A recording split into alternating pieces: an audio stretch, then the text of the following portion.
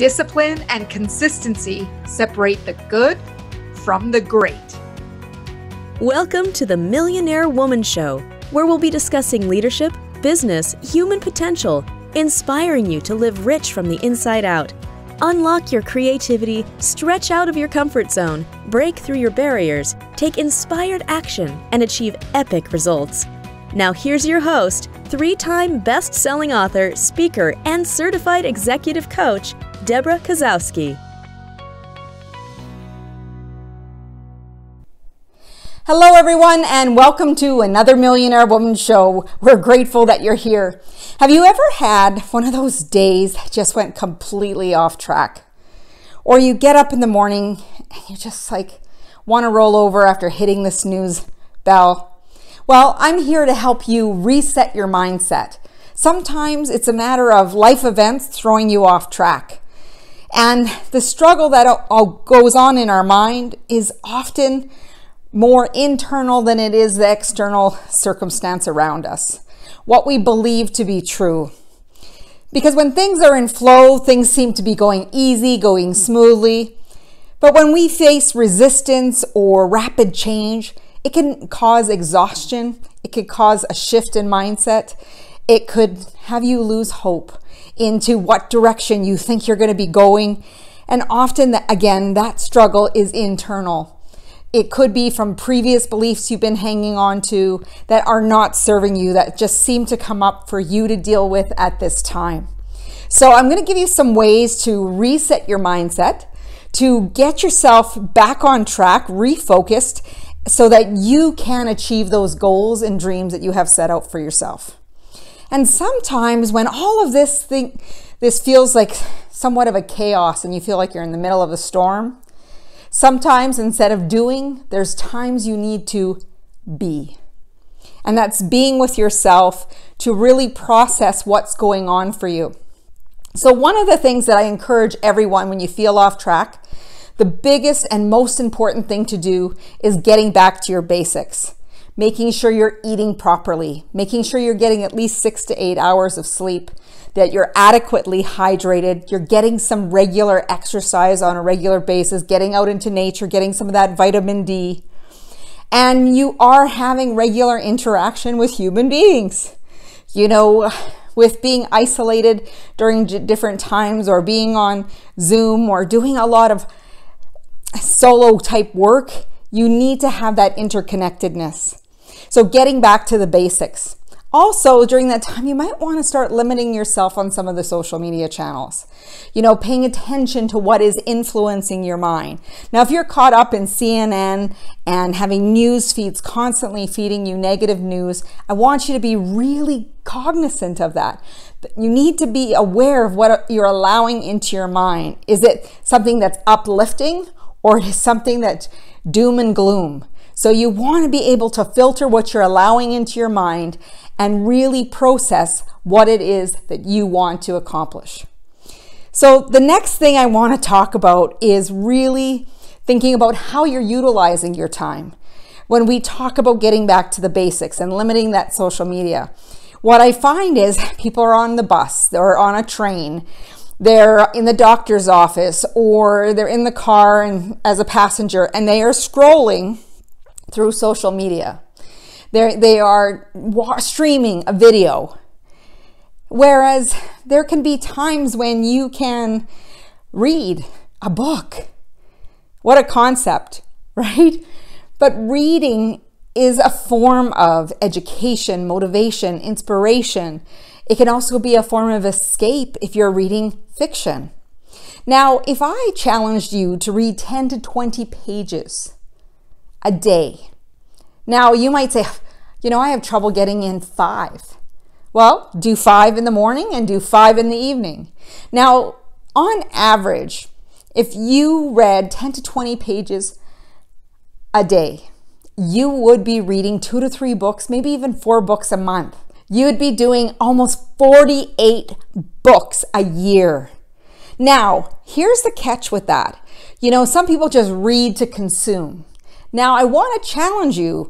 What I do when I'm reading books is that I am taking the book, I am highlighting main points, I am writing out key points that I want to refer. I even create a file, or I have a journal separate for the books that I read for some key points that might come up in speaking engagements, to share with people in my network, to draft a newsletter, all of these key pieces. But when you read a book, read with intention.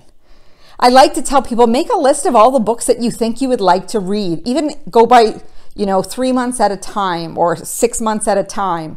Then be very intentional with what you're reading, highlighting, taking key points, and really paying attention. Now, consumption is great.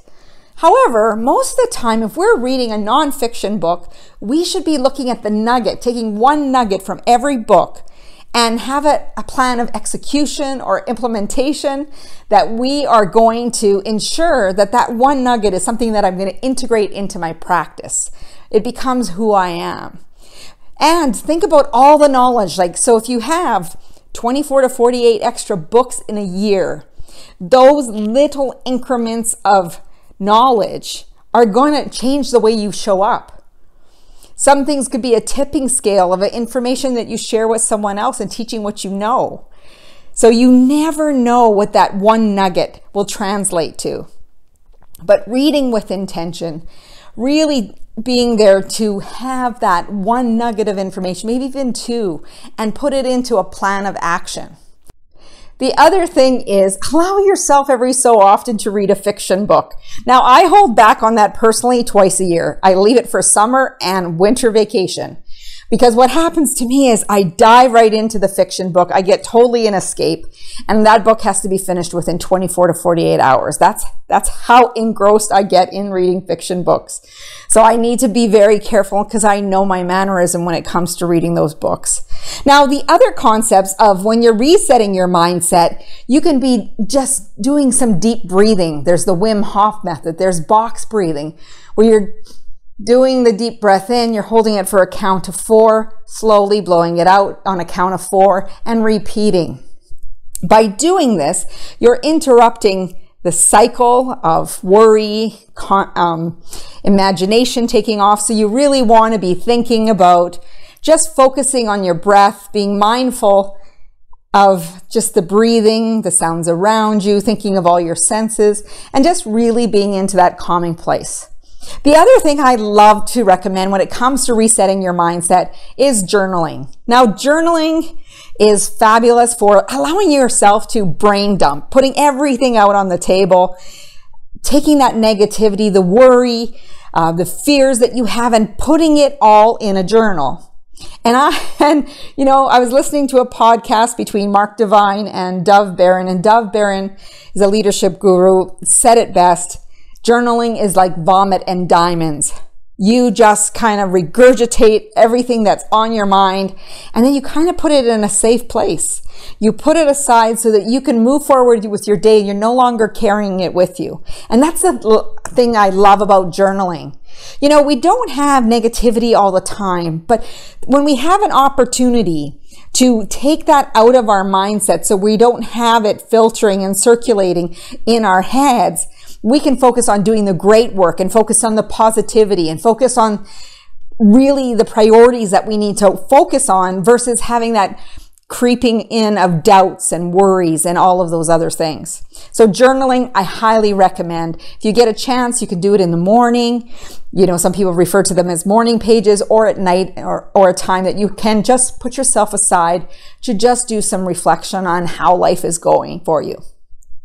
The other thing is you can use music. Music is a beautiful way to recharge, reset. Now, if you're needing to do some work in the office and you're wanting to create some ambient noise, you might turn on some jazz music. You might turn on some Baroque for some concentration music if you're studying, preparing for a course. I personally, I'll turn on some jazz, sometimes some Baroque, but I do love silence. When I'm really focused in on what I'm doing, I lose track of time completely. Now, when the environment changed, like going to the gym, lifting weights, or on cardio is a great distraction, I have to put on that pump me up music and, create a playlist that's going to feed my soul, keep me on the stepper or the bike or the treadmill, and then I can focus in. Now, that same music is not the same music I would do with any yoga, right? So you want to choose the music that fits your activity. Like if you're going for a run, you want to have 160, 180 beats per minute, thinking about to keep you in that state of movement. So really thinking about what type of music will get me in the mood. And people are like, well, I don't feel like it. I don't know if I'll ever feel in the mood. I always tell everybody, do something for 20 minutes. And if you can do 20 minutes, you'll be surprised at how much more you'll accomplish it. And if you don't feel like it anymore after 20 minutes, just stop. Why force yourself? Why push that resistance? But chances are once you get flowing within 20 minutes, you're going to continue on and finish out that workout. The other thing is when you feel overwhelmed or you're struggling with everything that you got to do around you, I want you to think about, maybe it's time to delegate some things off your plate. Maybe it's time to hire some people or really pay attention on to how you're structuring your schedule.